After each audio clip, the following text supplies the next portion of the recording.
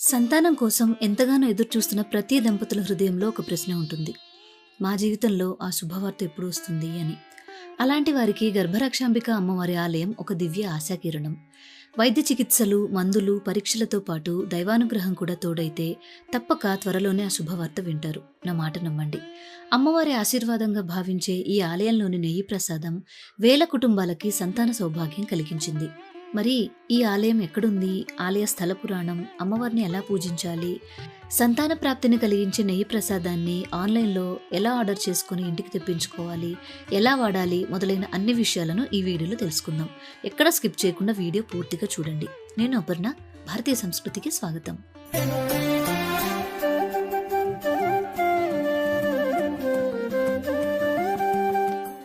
గర్భరక్షాంబిక ఆలయంలో అమ్మవారు స్త్రీలలో గర్భ సంబంధిత లోపాలను తొలగించి సంతాన ప్రాప్తిని కటాక్షించే తల్లిగా వెలిసింది. గర్భిణీ స్త్రీలకు సుఖప్రసవం చేసేందుకు సాక్షాత్తు ఆ జగన్మాత గర్భరక్షాంబిక అమ్మవారిగా భూమిపై అవతరించినట్లు స్థల పురాణం. ఈ అమ్మవారిని మొక్కుకుంటే సుఖప్రసవం జరిగి తల్లి బిడ్డలు క్షేమంగా ఉంటారన్న నమ్మకం వేల ఏళ్ల నుండి కొనసాగుతోంది. సంతానం లేక బాధపడే స్త్రీలతో పాటు గర్భిణీ స్త్రీలు, పిల్లల తల్లులు ఈ అమ్మవారిని పూజిస్తారు. అమ్మవారి ఆశీస్సుల వల్ల పిల్లలకు సంబంధించిన ఏ సమస్యలైనా తొలగిపోతాయని పెద్దలు చెప్తారు. గర్భరక్షాంబిక సమేత శ్రీ ముల్లైవనాథర్ ఆలయం తమిళనాడు రాష్ట్రంలోని తంజావూరు జిల్లా పాపనాశనం తాలూకాలో తిరుకరుక్కవూరులో ఉంది. ఈ ఆలయంలో అమ్మవారు సుమారు 7 అడుగుల ఎత్తులో ఉండి కంచిపట్టు చీర ధరించి సర్వాలంకార భూషితై మెరిసిపోతూ ఉంటుంది. చిరునవ్వులు చిందిస్తూ కోరిన వారికి కొంగు బంగారమై సంతాన ప్రాప్తిని అనుగ్రహించడానికి అభయం ఇస్తున్నట్లుగా కనబడుతుంది. ఇదే క్షేత్రంలో అమ్మవారితో పాటు ఆ పరమేశ్వరుడు శ్రీ ముల్లైవనాథర్గా స్వయంభూగా వెలిశాడు. మరి పార్వతీదేవి ఇక్కడ గర్భరక్షాంబికా దేవిగా ఎలా వెలసింది అనే స్థల పురాణాన్ని ఇప్పుడు తెలుసుకుందాం. పూర్వం ఇక్కడ నిద్రువ అనే ఒక మహర్షి ఆయన ధర్మపత్ని వేదికతో కలిసి ఒక ఆశ్రమంలో ఉండేవారు. వారిద్దరూ ఎప్పుడూ శివుణ్ణి పూజిస్తూ విహిత కర్మాచరణ చేస్తూ ఆనందంగా కాలం గడిపేవారు. అయితే వారికి ఉన్న ఒకే ఒక సమస్య సంతానం కలగకపోవడం. సంతానం కోసం వీరిద్దరూ పార్వతీ పరమేశ్వరులను విశేషంగా ఆరాధించారు. ఒక రోజున వేదిక గర్భం దాల్చింది. కొద్ది రోజులలో ప్రసవం జరగాల్సి ఉండగా ఒకరోజు నిద్రువ మహర్షి బయటకు వెళ్లిన సమయంలో ఊర్ధ్వపాదుడు అనే ఒక మహర్షి ఆశ్రమానికి వచ్చారు.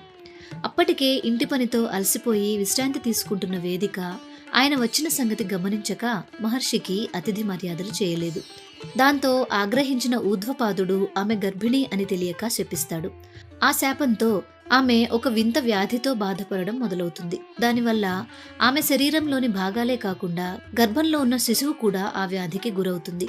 వెంటనే ఆమె ఎంతో ఆర్తితో బాధపడుతూ సర్వమంగళ స్వరూపమైన ఆ పార్వతీమాతను ప్రార్థిస్తుంది. అవ్యాజ కరుణామూర్తి అయిన అమ్మవారు వెంటనే ప్రత్యక్షమై ఆ గర్భస్థ పిండాన్ని ఒక కుండలో ఉంచి రక్షిస్తుంది. ఈ విధంగా రక్షించబడిన శిశువు ఆ కుండలో పెరిగి అందమైన పిల్లవాడిగా జన్మిస్తాడు. అతనికి నైద్రువన్ అని పేరు పెడతారు. అప్పుడు జన్మించిన ఆ శిశువుకు కామధేనువు పాలిచ్చి ఆకలి తీరుస్తుంది. ఈలోగా ఆశ్రమం చేరుకున్న నిద్రో మహర్షి విషయం తెలుసుకుని ఎంతో సంతోషించి శివపార్వతులను ఇక్కడే ఉండి రాబోయే తరాలలో కూడా మిమ్మల్ని ఆశ్రయించే వారికి గర్భరక్ష కలుగజేయమని ప్రార్థిస్తారు. మహర్షి చేసిన ప్రార్థనకు సంతసించిన అమ్మవారు, అయ్యవారు ఈ క్షేత్రంలోనే గర్భరక్షాంబిక ముల్లైవనాథర్గా కొలువై ఉన్నారు. ఇప్పటికీ అమ్మ అనుగ్రహంతో ఈ క్షేత్రాన్ని దర్శించిన గర్భిణీ స్త్రీలకు ఎంతో చక్కగా సుఖప్రసవం అయ్యి మంచి పిల్లలు పుడతారు. ఈ క్షేత్రంలో అమ్మవారిని సేవిస్తే ఎన్నో ఏళ్లుగా పిల్లలు లేని వారు కూడా గర్భం దాలుస్తారు. ఈ క్షేత్రంలో ఇంకా పరిసర ప్రాంతాల్లో నివసించే వారెవ్వరికీ సంతానం లేకపోవడం లేదా గర్భస్రావాలు వంటి సమస్యలు లేవు. ఈ క్షేత్ర దర్శనానికి స్థానికులే కాదు, ఇతర రాష్ట్రాల నుండి, దేశ విదేశాల నుండి కూడా భక్తులు వస్తుంటారు. స్త్రీలు అమ్మవారికి పువ్వులు సమర్పించి 11 దీపాలు వెలిగించి సుఖప్రసవం కోసం ప్రార్థిస్తారు. పిల్లలు లేని వారికి శివపార్వతుల దగ్గర ఉంచి వారి గోత్రనామాలు, నక్షత్రం ప్రకారం అర్చన చేసిన నెయ్యిని ప్రసాదంగా ఇస్తారు. ఆ నెయ్యిని దంపతులు ఇద్దరూ 48 రోజులు నిద్రించే ముందు సేవిస్తే గర్భంలోని దోషాలు పోయి తొందరగా గర్భం దాలుస్తారు. గర్భిణీ స్త్రీలు గర్భరక్షాంబిక అమ్మవారి ఆలయంలో ఇచ్చే ఆముదం ప్రసాదాన్ని 6వ నెల నుండి ప్రతిరోజు, ఇంకా నొప్పులు ప్రారంభం అవ్వగానే పొత్తి కడుపుపై రాయడం వలన సుఖప్రసవం జరిగి తల్లి బిడ్డలు క్షేమంగా ఉంటారు అని భక్తుల నమ్మకం. నయం కాని రోగాలు ఉన్నవారు పునుగు సట్టం నైవేద్యంగా పెట్టి దాన్ని ప్రసాదంగా స్వీకరిస్తే త్వరగా ఆరోగ్యవంతులు అవుతారు అని భక్తుల విశ్వాసం. అమ్మవారి ప్రసాదం కానీ నెయ్యి కానీ తీసుకునేటప్పుడు రోజు గర్భరక్షాంబిక అమ్మవారి స్తోత్రం చదువుకోవాలి. గర్భరక్షాంబిక అమ్మవారి స్తోత్రం పీడిఎఫ్ లింక్ డిస్క్రిప్షన్లో ఉంది, డౌన్లోడ్ చేసుకొని చదువుకోండి. గర్భిణిగా ఉన్న స్త్రీలు ఆ సమయంలో ఈ క్షేత్రానికి వెళ్ళలేకపోయినా వారి భర్త కానీ ఎవరైనా బంధువులు కానీ ఆ క్షేత్రం దర్శించి ఆమె పేరు నక్షత్రం మీద సంకల్పం చేయించి ఈ నూనెను తెచ్చుకోవచ్చు. అంతేకాక సంతానం కావలసిన స్త్రీల యొక్క జన్మ నక్షత్రం రోజున ప్రతి నెల అర్చన కూడా చేయించుకోవచ్చు. ఇంటికి అమ్మవారి కుంకుమ, స్వామివారి విభూతి ప్రసాదం పంపిస్తారు. అంత దూరం వెళ్ళలేని వాళ్ళు ఆన్లైన్లో మన పేరు, గోత్రం మీద పూజ చేయించి నెయ్యిని ఇంటికి తెప్పించుకోవచ్చు. ఇప్పుడు ఆన్లైన్లో నెయ్యి ప్రసాదాన్ని ఎలా ఆర్డర్ చేయాలో చూద్దాం. గర్భరక్షాంబిక ఆలయం వెబ్సైట్ లింక్ డిస్క్రిప్షన్లో ఉంది, చూడండి. ముందుగా డిస్క్రిప్షన్లో ఉన్న ఈ లింక్ ఓపెన్ చేయండి. ఇక్కడ మీకు ఇన్ఫర్మేషన్ తమిళ్లో కనిపించినట్లయితే ఇక్కడ టాప్ రైట్ కార్నర్లో చేంజ్ లాంగ్వేజ్ అని ఉంటుంది, అది క్లిక్ చేసి ఇంగ్లీష్ సెలెక్ట్ చేసుకోండి. ఇందులో బ్లూ కలర్లో టెంపుల్ బుకింగ్ సర్వీసెస్ అని ఉంటుంది, అది ఓపెన్ చేయండి. Temple services, paid donation services, ఇది క్లిక్ చేయండి. ఇందులో 7 రకాల పూజలు ఉంటాయి. సంతానం కోసం చూస్తున్నట్లయితే ఈ పుత్ర ప్రాప్తి ఘీ అనేది క్లిక్ చేయాలి. గర్భిణీ స్త్రీలు అయ్యుండి సుఖప్రసవం కోసం చూస్తున్నట్లయితే ఈ సుఖప్రసవం ఆయిల్ని క్లిక్ చేయండి. ఏదైనా వ్యాధులతో బాధపడుతూ ఉన్నట్లయితే దాని నుంచి నివారణ కోసం ఈ పునుగు ప్రార్థనను క్లిక్ చేయండి. ఇప్పుడు మనం పుత్ర ప్రాప్తి ఘీ ఎలా బుక్ చేసుకోవాలో చూద్దాం. దీని మీద క్లిక్ చేయండి. ఇందులో అవైలబుల్గా ఉన్న స్లాట్ బుక్ చేసుకొని దాన్ని సెలెక్ట్ చేసుకోండి. ఇక్కడ బుక్ అనే ఆప్షన్ ఉంది కదా, అది క్లిక్ చేయండి. ఇందులో మీ అడ్రస్సు, పేరు, వివరాలు అవన్నీ ఎంటర్ చేయండి. ఇక్కడ మీ డీటెయిల్స్ అన్నీ ఎంటర్ చేశాక సబ్మిట్ చేయండి. ఇక్కడ మీ పేరు, మొబైల్ నంబర్, ఈమెయిల్ అన్నీ ఒకసారి చెక్ చేసుకొని పేమెంట్ చేయండి.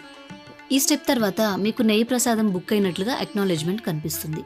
ఇలా ప్రసాదం బుక్ చేసిన తేదీ నుండి 7 రోజుల తర్వాత పంపిస్తారు. అందిన ప్రసాదాన్ని అరకిలో నెయ్యితో కలిపి దంపతులు ఇద్దరూ కలిసి నిద్రించే ముందు అరచేతిలో పెట్టుకుని నేరుగా సేవించాలి. ఇలా 48 రోజుల పాటు తప్పకుండా పాటించాలి.